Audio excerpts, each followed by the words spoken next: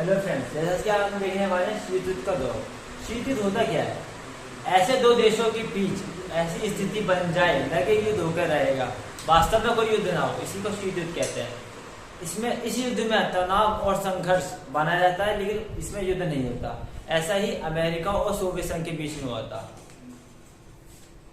1945 से लेके 1991 तक ये युद्ध चला था।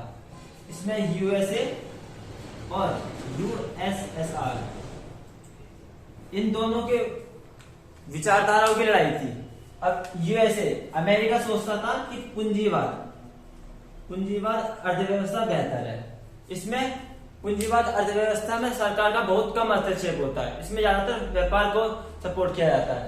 और यूएसएसआर, ये सोवियत संघ सोचता था कि साम्यवादी अर्थव्यवस्था बेहतर है, इसी से देश चल सकता है, इसी से सरकार आगे बढ़ेगी तो। लेकिन इसमें व्यापार का बहुत कम हस्तक्षेप रहता था, क्योंकि इसमें ज्यादातर सरकार के हाथ में ही रहता था। अब हम देखेंगे शीत युद्ध का कारण क्या था।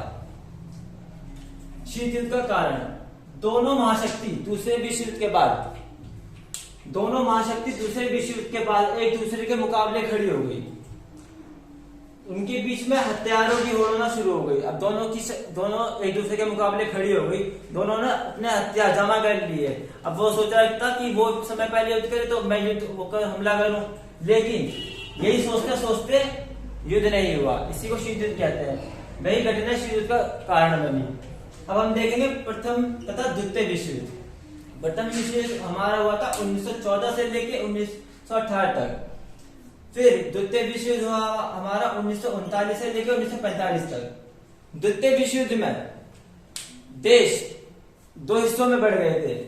पहला था मित्र राष्ट्र और दूसरा था दूरी राष्ट्र। मित्र राष्ट्र में हमारा अमेरिका, फ्रांस, ब्रिटेन, सोवियत संघ था, और दूरी राष्ट्र में हमारा जर्मनी, जापान, इटली। अब आप सोचेंगे कि अमेरिका और सोवियत संघ की तो लड़ाई हो रही थी, लेकिन ये हम बात कर रहे हैं 1939 की, मतलब दूसरे विश्व युद्ध की बात कर रहे हैं। इसलिए ये दोनों पहले आपस में दोस्त थे, लेकिन जब ये दूसरा विश्व खत्म हुआ तो ये दोनों एक दूसरे के मुकाबले खड़े हुए। जैसे कि हम दोस्तों देख रहे थे द्वितीय विश्व युद्ध। द्वितीय विश्व युद्ध हमारा चला था 1939 से लेकर 1945 तक। इसमें मित्र राष्ट्र ने, अमेरिका ने जापान में परमाणु बम क्यों गिराया, ऐसा क्वेश्चन बन सकता है हमारे एग्जाम में। तो हम देखेंगे अमेरिका ने अगस्त 1945 में जापान के दो शहरों पर बम गिराया, जिसका नाम था हिरोशिमा और नागासाकी। बमों के कुछ नेम भी थे, जो बमों के नाम थे इनको शॉर्ट फॉर्म में कहा जाता था लिटिल बॉय और फैट मैन। इसमें बमों की क्षमता 15 से 21 किलो टन थी। पहले के जमाने में इतना भी बहुत था। इतने बमों ने मतलब जापान को पूरा तबाह कर दिया था। ऐसे में अमेरिका की आलोचना हुई, मतलब अन्य देशों ने अमेरिका की आलोचना की कि आपने गलत किया। ऐसे में जापान आत्मसमर्पण करने वाला था, बम गिराने की कोई जरूरत नहीं थी। लेकिन अमेरिका ने अपने पक्ष में कहा, हम चाहते थे कि द्वितीय विश्व युद्ध जल्दी समाप्त हो जाए, इसलिए हमने आगे का नुकसान ना हो, इसलिए हमने उन पर हमला किया। अमेरिका का उद्देश्य खाली इतना ही था, अमेरिका सोवियत संघ को दिखाना चाहता था कि वह एक महाशक्तिशाली देश है। आइए हम देखते हैं एक और इम्पोर्टेंट क्वेश्चन। महाशक्ति क्यों छोटे छोटे देशों को अपने में शामिल कर रही थी? महाशक्ति क्यों अपने छोटे छोटे देशों को शामिल कर रही थी अपने संग? पहली बात, महत्वपूर्ण संसाधन। अब महाशक्ति है, महाशक्ति को छोटे छोटे देशों से उनके महत्वपूर्ण संसाधन मिल जाया करते थे, जैसे कि तेल, खनिज, पेट्रोल, इन सब का इस्तेमाल कर लिया करती थी। और दूसरा पॉइंट है हमारा सैनिक ठिकाना। महाशक्ति है जो वो छोटे छोटे देशों को अपने सैनिक ठिकानों पर परिवर्तित कर देती थी, जिससे वह जासूस कर सकती थी, मतलब किसी भी अपने दुश्मन के देशों पे जासूस कर सकती थी वो। अब तीसरा पॉइंट है हमारा आर्थिक मदद। अब महाशक्ति देशों को कभी भी आर्थिक मदद की आवश्यकता पड़ सकती थी, तो कभी कभी छोटे देश उनकी सहायता पूरी कर दिया करते थे। अब हम देखेंगे शीत युद्ध के दायरे। शीत युद्ध के दायरे, इसमें विरोधी खेमों में बटे देश के बीच संकट के अवसर आए, मतलब उनके बीच संकट के अवसर आए, परंतु युद्ध की संभावना रही, पर कोई बड़ा युद्ध नहीं हुआ इतना। लेकिन कोरिया, वियतनाम और अफगानिस्तान, इन जैसे छोटे छोटे देशों में कुछ ज्यादा ही हानि हो गई। अब हम देखेंगे एक और नेक्स्ट क्वेश्चन। अब एक क्वेश्चन हमारा और ये बनता है, ये क्वेश्चन 1 नंबर में पूछा जा सकता है। जैसे कि अमेरिका ने कौन सा संगठन बनाया और उसका क्या नाम था? अमेरिका ने नाटो नाम का एक संगठन बनाया। नाटो का विस्तार नाम है उत्तर अटलांटिक संधि संगठन। नाटो की स्थापना अप्रैल 1949 में हुई। इसमें कुल 12 सदस्य देश शामिल थे। इसका उद्देश्य क्या था? अमेरिका का उद्देश्य क्या था? इसका संगठन का बनाना उद्देश्य क्या था? तो जो सभी 12 देश एक दूसरे की मदद करेंगे। यदि किसी एक पर भी हमला होता है, अगर किसी एक पर भी हमला होगा ना, तो उसे अपने ऊपर हमला मानेंगे और उसका मिलकर सामना करेंगे। और अब अमेरिका ने अपना संगठन बनाया, अब तो इसको देखा दिखा सोवियत संघ ने भी एक संगठन बनाया। सोवियत संघ ने संगठन बनाया, इस संगठन का नाम था वार्सा संधि।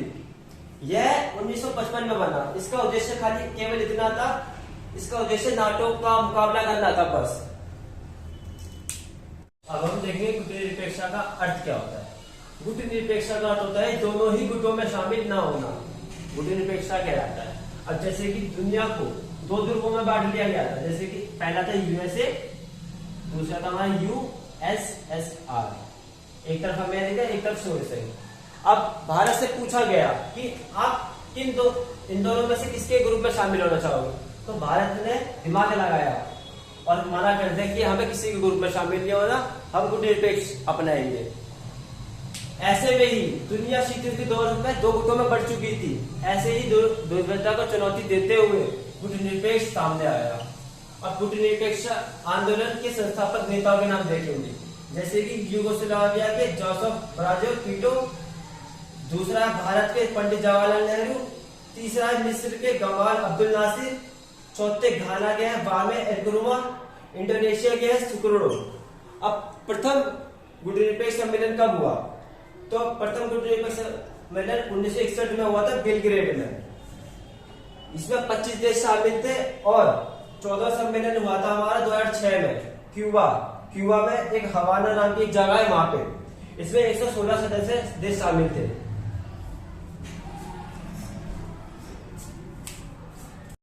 अब हम देखेंगे एक इंपॉर्टेंट क्वेश्चन जो पेपर में हर बार पूछा जाता है, गुटनिरपेक्षता को अपनाकर भारत को क्या लाभ हुआ? अब इसमें अंतर्राष्ट्रीय फैसले स्वतंत्र रूप से ले पा सकता था भारत। अगर अंतर्राष्ट्रीय रूप में फैसले अपनी समझदारी से ले सकता था, ऐसे में भारत को लाभ होता था, ना कि महाशक्ति को। इसमें खाली महाशक्ति को लाभ नहीं होता था, इसमें खाली भारत को लाभ होता था। गुटनिरपेक्षता से भारत हमेशा ऐसी स्थिति में रहा कि अगर कोई एक महाशक्ति उसके खिलाफ हो जाए तो वह दूसरी तरफ चला जा सकता था। ऐसे में कोई भी भारत को लेकर महाशक्ति दबाव नहीं बनाती थी। 1945 के बाद दुनिया को 2 हिस्सों में क्यों बांट दिया गया था? अब 1945 के बाद मतलब दूसरा विश्व युद्ध खत्म होने के बाद एक तरफ यूएसए और एक तरफ यूएसएसआर, मतलब एक तरफ अमेरिका, एक तरफ सोवियत संघ, दोनों ही एक दूसरे देशों में बढ़ गए थे। यह बंटवारा यूरोप में हुआ था। यूरोप में कहाँ हुआ था? यूरोप में हुआ था जर्मनी में। कहा? जर्मनी में बर्लिन एक जगह है जो कि जर्मनी की राजधानी है। वहां पे एक दीवार खड़ी कर दी गई जिसे हम बर्लिन की दीवार भी कहते हैं। और अब हम नेक्स्ट क्वेश्चन देखेंगे छोटे देश महाशक्ति में से जुड़ने के लिए क्या लाभ थे, तो क्या फायदा हो रहा था? जैसे कि पहला है सुरक्षा का वादा। अब जितने भी छोटे देश हैं, अब वो बड़ी महाशक्ति में क्यों जुड़ेंगे? क्योंकि उनको वादा मिल रहा था सुरक्षा का। जो छोटे देश थे वो शक्तिशाली देशों के साथ हिस्सा बनाने में उनकी सुरक्षा का वादा मिल रहा था। पहला ये हो गया। दूसरा था हथियार। अब जब छोटे देश बड़े देश में हिस्सा लेंगे तो उनको हथियार भी दिए जा रहे थे ताकि सैनिक संगठन का मजबूत हो सके। दूसरा था आर्थिक समय बड़ा आर्थिक। बड़े देश छोटे देश की आर्थिक मदद भी करते थे, जैसे कि उनका रहन सहन, उनका पूंजी पैसे से रिलेटेड मदद कर दिया करते थे।